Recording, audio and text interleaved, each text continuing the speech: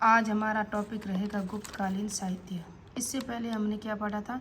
सर्वप्रथम पढ़ा था गुप्त काल के शासकों का इतिहास। उसके बाद पढ़ा था गुप्तकालीन प्रशासन, जिसके अंदर सैनिक व्यवस्था, न्याय व्यवस्था, जितना भी वो जात मंत्रियों, केंद्रीय मंत्रालय, केंद्रीय मंत्रिपरिषद, राज्यसभा का कहाँ वर्णन है, वो पूरा डिटेल से पढ़ा था। उसके बाद हमने पढ़ा था गुप्तकालीन समाज और धार्मिक स्थिति, वो नेक्स्ट वीडियो ही था। समाज की स्थिति कैसी थी, दास व्यवस्था कैसी थी समाज के अंदर, वर्ण व्यवस्था कैसी थी, जो ब्राह्मण वर्ण था वो व्यापारी वर्ण भी कैसा था, उसके अंदर सब हमने पढ़ा था। और पूरा डिटेल से भी पढ़ा था। स्त्रियों की दशा भी पढ़ी थी। दासों के प्रकार भी बताया था कि मिताक्षरा में 15 प्रकार के दास बताए थे। दासों की जो पूर्व काल की तुलना में वो दयनीय स्थिति थी। और दास मुक्ति का विधान भी किस में दिया हुआ था? नारद में दिया हुआ था। ये सब मैंने आपको वहाँ कल एरन अभिलेख बताया था, जिसके अंदर सती प्रथा, जो विवाह, स्त्रियों की दशा जो सामाजिक स्थिति में आती है ना, वो भी पढ़ाया था मैंने। उसके बाद धार्मिक स्थिति में क्या क्या पढ़ाया था हमने कल के पार्ट में? उसके अंदर पढ़ाया था शैव धार्मिक स्थिति, जो मुख्य संप्रदाय कौन कौन से थे। तो इसके अंदर था शैव धर्म थे, वैष्णव धर्म था, और कौन सा था? जैन था, बौद्ध था। और प्रमुख धर्म कौन सा था गुप्तकालीन? वैष्णव धर्म था। और चंद्रगुप्त का जो मंत्री था वो शैव अनुयायी थे, ऐसा कुछ बताया था। अर्धनारीश्वर वाली सारी बातें मैंने आपको बताई थी, है ना। और चंद्रगुप्त विक्रमादित्य का जो सेनापति था वो कौन था, वो सब डिटेल से मैंने पढ़ाया हुआ है। आज हम पढ़ेंगे गुप्तकालीन साहित्य, जिसके अंदर क्या क्या पढ़ेंगे? कला और साहित्य। इसके अंदर पूरी डिटेल से हम पढ़ेंगे। ये सब वीर सैन वगैरह वापस आ रहा है चंद्रगुप्त के, जितने भी जो क्या थे उसके मंत्रियों का वगैरह का नाम आ रहा है। और यहाँ से हम देखेंगे ना, तो ये सब देखो कालिदास की रचनाएं देखेंगे हम पूरा डिटेल से।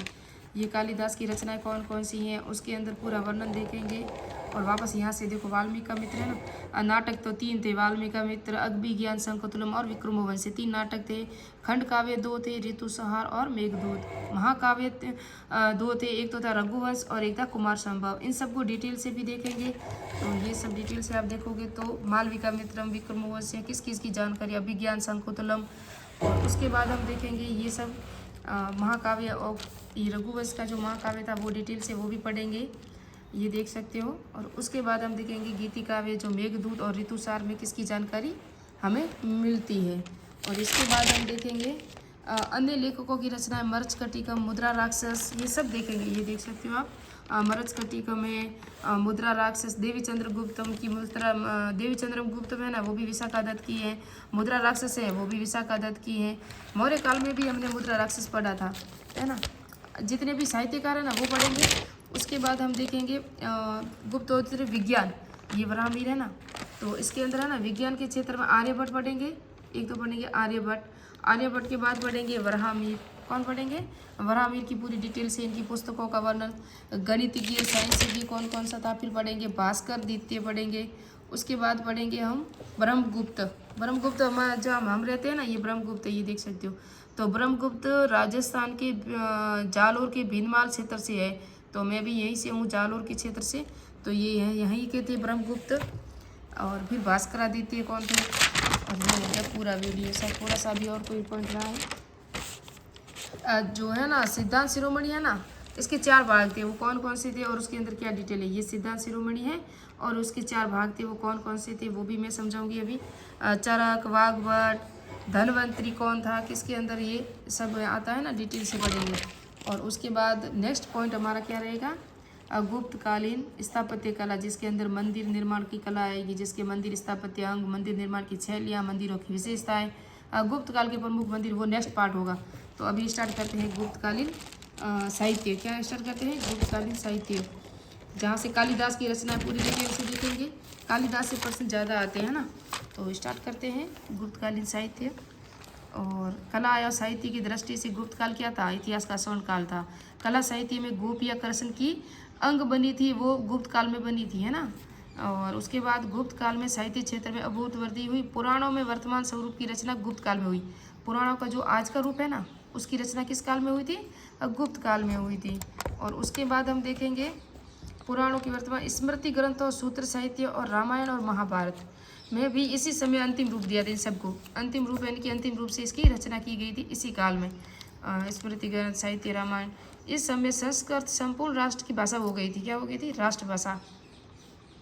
यह कवियों का काल था, इसमें हरिसेन वस्त्रवटी 12वीं वीरसेन थे, है ना।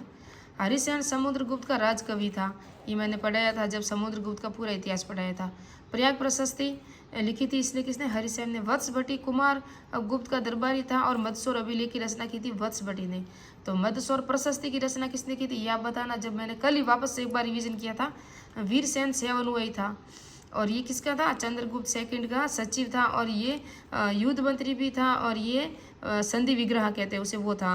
जबकि इसका सेनापति अलग था, वो आगे नाम आएगा। उदयगिरी गुहा लेख की रचना की थी किसने, वीरसेन ने। ये कई बार एग्जाम में आया हुआ है, इसलिए मैंने इंपोर्टेंट लिखा है। फर्स्ट ग्रेड में, सेकंड ग्रेड में कई बार आया हुआ है।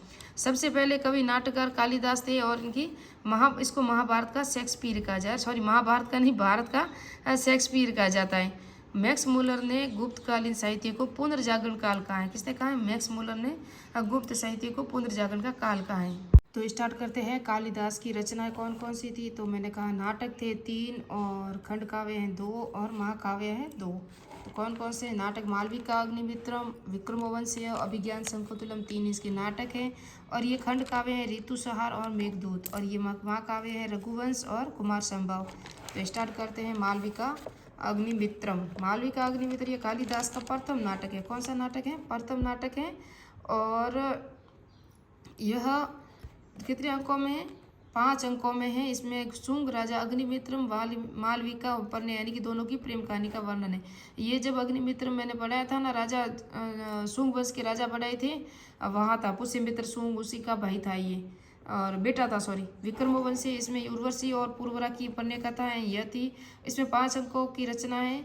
ये 5 अंकों में इसकी रचना की गई प्रतिष्ठानपुर। ये कौन थी, ये सातवानों की राजधानी भी थी प्रतिष्ठानपुर, आपको याद हो तो मैंने सातवान शासन पढ़ाया हुआ था। ये कितनों में, या फिर अभिज्ञान शकुंतलम, यह 7 अंकों में है, और कालिदास का सर्व श्रेष्ठ नाटक है। कौन सा, अभिज्ञान शकुंतलम। इसमें राजा दुष्यंत और शकुंतला के मिलन, और दुष्यंत है ना वो हस्तिनापुर जो वर्तमान में हरियाणा है का राजा था, और शकुंतला किसकी थी, कर्ण ऋषि थे ना, कर्ण ऋषि की पालव पुत्री थी। किसकी थी, कर्ण ऋषि की पुत्री थी।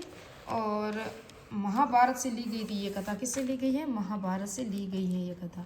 इसका आंग्ल भाषा में अनुवाद 1789 में विलियम जोन्स ने किया था। किसने किया था, विलियम जोन्स ने। और जर्मन कवि मेटे थे ना, गेटे ने अभिज्ञान शकुंतलम की प्रशंसा भी की है। किसकी, इसकी प्रशंसा भी की है उन्होंने। उसके बाद हम देखेंगे महाकाव्य 2 है, 19 सर्गों में महाकाव्य। इसमें राम के पूर्वजों का वर्णन है रघुवंश में। और फिर है कुमार संभव, ये 17 सर्गों में विभक्त है। और शिव और पार्वती है ना, उसके पुत्र कौन था, कार्तिकेय के जन्म की कथा है इसके अंदर कुमार संभव में। कुमार किसका नाम था, कार्तिकेय का नाम है कुमार। और कार्तिकेय किसका था, शिव और पार्वती का पुत्र था। गीति काव्य और खंड काव्य 2 थे। मेघदूत, यह पूर्व मेघ और उत्तर मेघ की विभक्त था। यह इसमें यक्ष की विरह की कथा है, यक्ष की। और उसके बाद है ऋतुसार, इसमें 6 ऋतु यानी 6 ऋतुओं का वर्णन है। और कालिदास की प्रथम काव्य रचना और 6 सर्गों का एक संग्रह खंड काव्य है ये। कौन सा, ऋतुसार। इसके बाद हम देखेंगे अन्य जो लेखकों की रचना है ना, वो देखेंगे कौन कौन सी हैं, ये देखते हैं, पूरा डिटेल से पढ़ेंगे यहाँ से। तो मृच्छकटिकम, लेखक कौन है, क्षुद्र, कई बार एग्जाम में आया हुआ है ये मृच्छकटिकम। गुप्त काल का एकमात्र दुखद नाटक है ये मृच्छकटिकम। ये भी नाटक है, याद रखना, जिस तरह कालिदास की 3 नाटक है ना, उसी तरह इसका नायक कौन है, ब्राह्मण चारुदत्त है। तो चारुदत्त कौन था, एक व्यापारी भी था, आपको पता हो, जब मैंने नेक्स्ट में सामाजिक स्थिति पढ़ाई थी ना, वहाँ बताया था आपको। इस सार्थवान और नायिका बसंत सेना है। कौन थी, नायिका बसंत सेना है। और इसका जो नायक है वो चारुदत्त है, वो ब्राह्मण है और एक व्यापारी भी था। नामक गणिका, ये गणिका थी, कौन थी, वेश्या थी। इस नाटक में राजा, ब्राह्मण, जुआरी, व्यापारी, वेश्या, चोर, धूर्त, दास और घूसखोर आदि सभी सामाजिक वर्गों का वर्णन है। किसके अंदर, मृच्छकटिकम में, जिसके लेखक है क्षुद्रक। ये भी गुप्त काल की रचना है। दूसरी है देवी चंद्रगुप्तम, इसके लेखक है विशाखा दत्त। विशाख दत्त ने इस नाटक में चंद्रगुप्त सेकंड द्वारा शंकर राज की रामगुप्त को जब वध किया ना, पहले तो उन्हें शकों को हराया, फिर रामगुप्त की हत्या की, उसके बाद ध्रुव देवी से विवाह किया था उसने। इसका वर्णन है। और इसका एक पुत्र कौन था, कुमारगुप्त, जिसकी राजधानी मैंने पूरी डिटेल से बताया था, क्योंकि उसके काल में सर्वाधिक अभिलेख थे, उसके ताम्रपत्र भी थे, तो अभिलेख थे 18 अभिलेख थे। मैंने पूरा एकदम बदसौर बताया था आपको, कर्मदंडा बताया था, है ना, काफ़ी अभिलेख बताए थे आपको। तो वो देख लेना अगर नहीं देखा हो तो। गुप्त कालीन शासकों का वर्णन वहाँ मैंने पढ़ाया हुआ है। फिर गुप्त कालों की जितनी भी विशेषताएं वो मैंने बता दी हैं। मेहर टीचिंग चैनल को अगर आपने से लाइक नहीं किया तो लाइक कर लें, सब्सक्राइब कर लें ऐसे ही वीडियो पाने के लिए। जो प्राचीन इतिहास की हमारी जो सीरीज चल रही है ना, वहाँ से हमने सिंधु घाटी सभ्यता पढ़ा, मौर्यकालीन, गुप्त काल चल रहा है, उत्तर वैदिक काल, वैदिक काल, संगम काल, है ना, सब पढ़ा दिया। वो सातवाहन वंश, विदेशी आक्रमण, मुद्रा राक्षस, इसके बीच विशाखदत्त है। विशाखदत्त की 2 रचनाएं, एक तो देवी चंद्रगुप्तम जिसके अंदर चंद्रगुप्त ले ऐसे देख के भी पता चलता है, चंद्रगुप्त मिला सकते हो हम। फिर है मुद्रा राक्षस, इसमें चाणक्य की योजना का वर्णन है और इसके अंदर कोई नायिका नहीं है। फिर अमर कोश अमर सिंह ने लिखी थी। चंद्र व्याकरण चंद्रगोमिनी, यह बंगाली में बौद्ध भिक्षु द्वारा लिखा गया, इसे महायान बौद्धों ने अपनाया था, है ना। तो कौन सा चंद्र व्याकरण, ये बंगाली में लिखा हुआ है। और उसके बाद है कामसूत्र। कामसूत्र के लेखक कौन थे? वात्स्यायन थे। और इसमें काम जीवन में समस्त पक्षों को, जैसे सामाजिक, व्यक्ति, शारीरिक, मानसिक, पारिवारिक भाग आदि को वैज्ञानिक ढंग से विवेचन किया गया है कामसूत्र में। वात्स्यायन इसके लेखक थे। उसके बाद है पंचतंत्र, विष्णु शर्मा, इसका अनुवाद 50 से अधिक भाषा में हो गया। कलीला दमना हमारे यहाँ भी हुआ था, वो पंचतंत्र का ही अनुवाद है। नीति शास्त्र, इसके लेखक कामदंड थे, ना। भास, स्वप्न वासना, 6 अंकों का नाटक भास ने 13 नाटक लिखे थे। यह प्रथम संपूर्ण नाटक माना जाता है। कौन सा? स्वप्न वासदाता। माघ, भारवी, श्रीहर्ष को संस्कृत में शीर्षत्रयी कहा जाता है। क्या कहा जाता है? शीर्षत्रयी किसे कहा जाता है? जिस तरह हमने कई बार पढ़ा था देवत्रयी, है ना, वेदांत त्रयी, उसी तरह से माघ, भारवी और श्रीहर्ष को संस्कृत में शीर्षत्रयी। और माघ ने कौन सा ग्रंथ लिखा था? शिशुपाल वध। भारवी का किराता अर्जुनियम और श्रीहर्ष का नैस्दि यचरियचम। और इसको क्या कहा जाता है? तीनों को, माघ और भारवी और श्रीहर्ष को शीर्षत्रयी कहा जाता है। और शिशुपाल वध, किरातार्जुनियम और नैस्तिचर्यत्रियम, है ना, इसको वृहदत्रयी कहा जाता है। तीनों को क्या कहा जाता है? वृहदत्रयी कहा जाता है। तो ये हमने पढ़ा इसका साहित्य। अब हम पढ़ेंगे गुप्तोत्तरीन विज्ञान। विज्ञान वेरी इंपॉर्टेंट है क्योंकि परीक्षा यहाँ से प्रश्न बहुत आते हैं। आर्यभट्ट से आते हैं, भास्कर से आते हैं, ब्रह्मा गुप्त से आते हैं ना। तो आर्यभट्ट कहाँ के थे? 476 में पाटलिपुत्र, ये एग्जाम में आया हुआ है कि आर्यभट्ट कहाँ के रहवासी थे? तो पाटलिपुत्र। और पहले इसको कुसुमपुर कहा जाता था। इसकी पुस्तक थी आर्यभट्टम, सूर्य सिद्धांत और 10 गीतिक शास्त्र, है ना। विशेष, आर्यभट्ट को बीज गणित का जनक माना जाता है। बीज गणित का आर्यभट्ट गुप्त काल में सर्वश्रेष्ठ गणितीय थे। गुप्त काल में थे, जबकि प्राचीन काल में तो बहुत थे, लेकिन ये गुप्त काल का बता रहे हैं। भारत का प्रथम ऐतिहासिक खगोल शास्त्री भी कहते हैं किसको? आर्यभट्ट को। उन्होंने 23 वर्ष की आयु में ही आर्यभट्ट नामक ग्रंथ के लिखा था। उन्होंने खगोल विधा का वर्णन किया। उन्होंने सर्वप्रथम कोपरनिकस के बहुत से पहले, कोपरनिकस दिया ना, इससे ही पहले, बहुत से पहले ही सूर्य केंद्रित ब्राह्मण सिद्धांत की परिकल्पना की थी। सूर्य केंद्रित, इन्होंने कहा था सूर्य केंद्र में है और सभी उसके चारों ओर चक्कर लगाते हैं। आर्यभट्ट पहले खगोल शास्त्री है जिन्होंने सूर्य ग्रहण और चंद्र ग्रहण के वैज्ञानिक कारण बताए।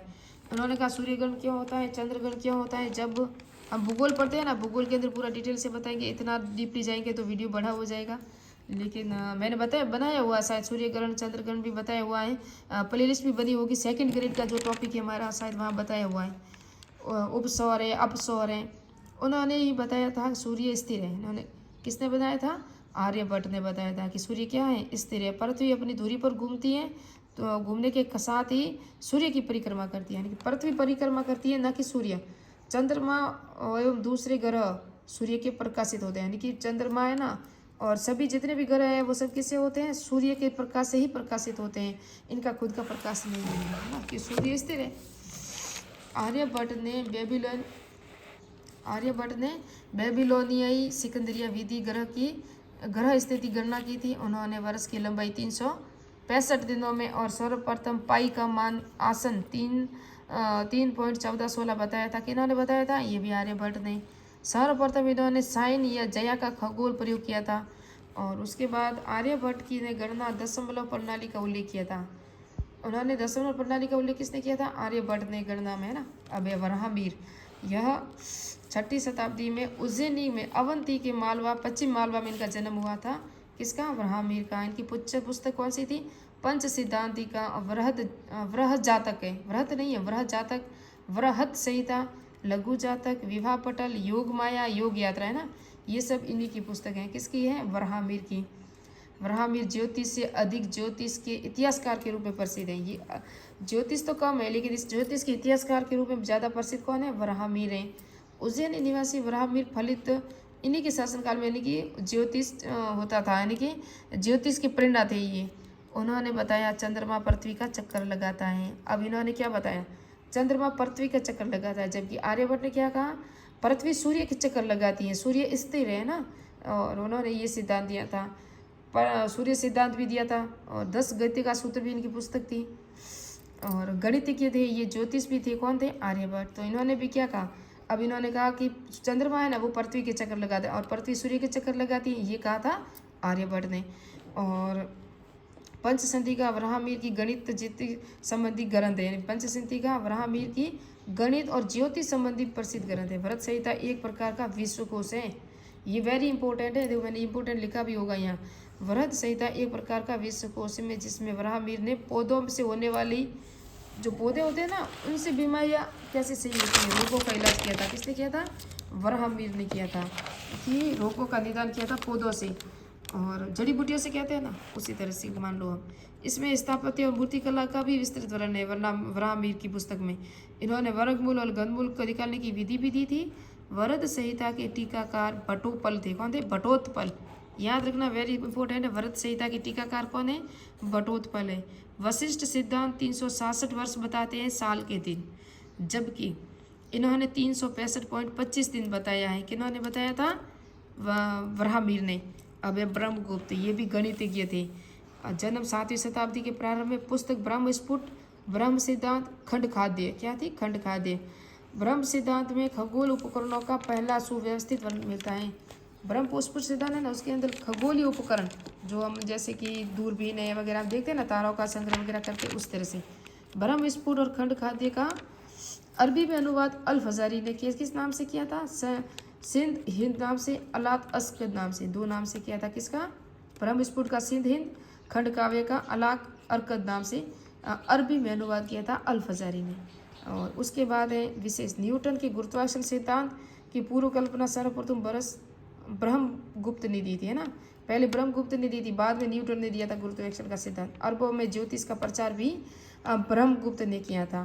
प्रसिद्ध नक्षत्र वैज्ञानिक और गणितज्ञ थे ये नक्षत्र तो योग्य भी थे और वैज्ञानिक भी थे, नक्षत्र वैज्ञानिक भी थे और गणितज्ञ भी थे। कौन थे? ब्रह्मगुप्त। ये अन्य गणितज्ञ कौन थे? ये किसके समकालीन थे? ये भास्कर प्रथम के समकालीन थे। किसके? भास्कर प्रथम के समकालीन थे। कौन? ब्रह्मगुप्त। उसके बाद ये बीनमाल निवासी विष्णु के पुत्र थे। किसके थे? विष्णु के पुत्र थे। इन्होंने पृथ्वी की परिधि को 5 योजक बताई, यानी कि लंबाई बताई थी। गुरुत्वाकर्षण के सिद्धांत का प्रतिपादन करते हुए कहा, पृथ्वी सभी वस्तुओं को अपनी ओर खींचती है, ये ब्रह्मगुप्त ने कहा था। और भास्कर प्रथम जो 7वीं शताब्दी में हुए थे, आर्यभट्ट के सिद्धांतों के आधार बनाकर इन्होंने आर्यभट्ट के सिद्धांतों को आधार बताया था। और प्रथम ने आर्यभट्टीय पर अस्म का तंत्र, यानी कि आस्मकीय नाम से टीका और स्वतंत्र ग्रंथ लिखा था। इन्होंने टीका लिखी थी, है ना। जिस तरह वरद संहिता पे किसने टीका लिखी थी? बटोत्पल ने। उसी तरह उन्होंने लिखी थी आर्यभट्ट में टीका। भास्कर ने बताया सूर्य से कितना भी विभाजन किया जाए शून्य से, लेकिन वह शून्य ही रहेगा। ऐसा किसने कहा था?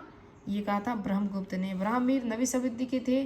भास्कराचार्य 12वीं शताब्दी के गणितज्ञ थे। तो ब्रह्मचार्य थे ना, महावीराचार्य, वो 9वीं शताब्दी के थे गणितज्ञ, और ये भास्कराचार्य थे 12वीं शताब्दी के। भास्कर द्वितीय, जिसके भास्कराचार्य भी कहते हैं, इनका जन्म खानदेश महाराष्ट्र में हुआ था।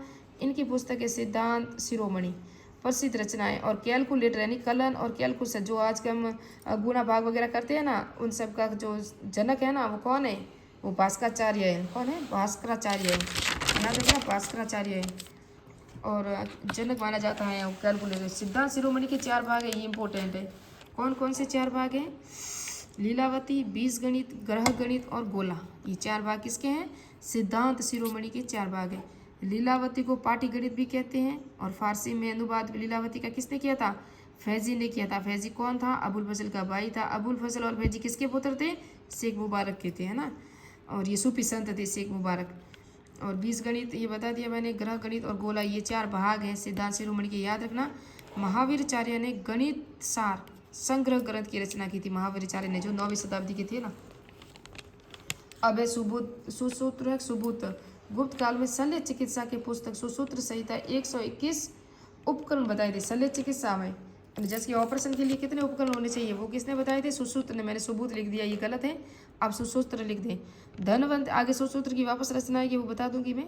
धनवंतरी आयुर्वेद का चिकित्सक चंद्रगुप्त सेकंड के दरबार में था, उसने निघंटू नामक ग्रंथ लिखा था। तो धनवंतरी 2 विद्वान, जो चंद्रगुप्त सेकंड के दरबार में विद्वान थे ना, 2 थे, तो उनमें से था, और उसने निघंटू नामक ग्रंथ की रचना की थी। दशमलव प्रणाली का आविष्कार अज्ञात था, भारतीय ने 2री शताब्दी के प्रारंभ में किया था। दशमलव प्रणाली का जो आविष्कार किया था ना, उसका नाम हमें पता नहीं है, वो अज्ञात था, लेकिन था भारतीय। दशमलव का प्राचीन साहित्य साक्ष्य यवन जातक नामक ग्रंथ में। दशमलव का सबसे जो प्राचीन साहित्य है ना, उसके साक्ष्य जातक नामक ग्रंथ है ना, यवन जातक नामक ग्रंथ है, वहाँ हमें मिलता है। उसके बाद इलाहाबाद के 400, उसके बाद हम देखेंगे इलाहाबाद के 448 गुप्त अभिलेख में, 448 ईस्वी का जो गुप्त अभिलेख है उसमें दशमलव, देखो ये कई बार एग्जाम में देखो अभिलेख से भी पूछ सकते हैं। तो दशमलव पत्ती का उल्लेख मिलता है। इलाहाबाद की जो प्रयाग प्रशस्ति कह सकते हो, इलाहाबाद कह सकते हो, कौशाम्बी अभिलेख कह सकते हो, वो सब एक ही, आप कन्फ्यूजन मत होना।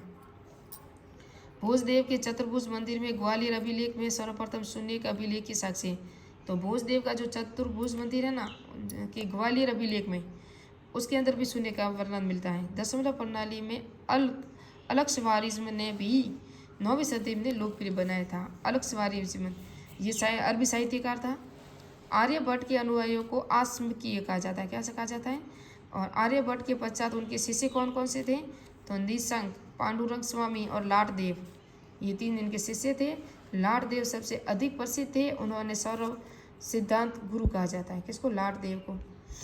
सुसूत्र वापस आए, देखो मोतियाबिंद में टाका लगाने की विधि इन्होंने की थी। और सब मानव शरीर के यानी कि शव होता है ना, वो मानव शरीर के अध्ययन के लिए बहुत ही उपयोगी होता है। जो मृत्यु हो जाने के बाद हमारा शव होता है, उसके लिए कहा था उन्होंने। और इससे में 121 उपकरणों का उल्लेख भी किया था उसने, है ना। शल्य चिकित्सक थे, कहाँ के? गुप्त काल के। चरक काय चिकित्सक, यानी कि दवाई दे, ये ऑपरेशन करके सही करते थे सुसूत्र। और ये है ना चरक, जो ये भी प्रथम शताब्दी के ही थे, लेकिन ये दवाई दे के, जड़ी बूटी लगा के सही करते थे बीमारी को, ये कहते काय चिकित्सक उसे कहते हैं। वाघभट्ट 6ठी शताब्दी में आयुर्वेद के चिकित्सक थे। ग्रंथ इसका अष्टांग हृदय और अष्टांग संग्रह, ये किसका है? वाघभट्ट के हैं।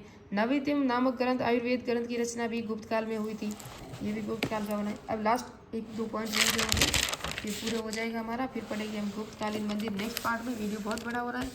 अब हम देखते हैं पालकास्य नामक वेटेनरी विज्ञानी पशु चिकित्सक, याद रखना इंपॉर्टेंट है। पशु चिकित्सक का वर्णन भी हमें गुप्त काल में मिलता है। कहाँ मिलता है? गुप्त काल में। पशु चिकित्सक और हस्त आयुर्वेद की रचना भी, जो हाथियों के रोगों का चिकित्सा संबंधी था, वो भी गुप्त काल में हुई थी रचना। और श्रीधर ने गणित की पुस्तक त्रिशती की लिखी थी। उसके बाद नागराजुन ने रस चिकित्सक प्रणाली, नागराजुन कैसी प्रणाली की थी उन्होंने सोने, चांदी, तांबा, इन सब की धातुओं की भस्म से रोगों का इलाज किया था नागराजुन ने। और अनुसंधान के जो प्रतिपादक थे, वैश्विक शाखा का प्रतिपादन भी गुप्त काल में हुआ था। ये हो गया हमारा जो साहित्य था और विज्ञान, साहित्य और विज्ञान गुप्त काल का कंप्लीट हो गया है। समाज कंप्लीट हो गया है, प्रशासनिक व्यवस्था कंप्लीट हो गई है। अभी हमें कला रही है, जिसके अंदर मंदिर निर्माण कला होगी, जो पूरा डिटेल से पढ़ेंगे नेक्स्ट पार्ट में, नेक्स्ट वीडियो में। और मिलते हैं नेक्स्ट पार्ट में। मेरा जो मेहर टीचिंग चैनल है उसको सब्सक्राइब कीजिए, लाइक कीजिए, कमेंट भी कीजिए। मेहर टीचिंग टेलीग्राम चैनल को भी ज्वाइन कीजिए। मिलते हैं नेक्स्ट वीडियो में। जय हिंद, जय भारत।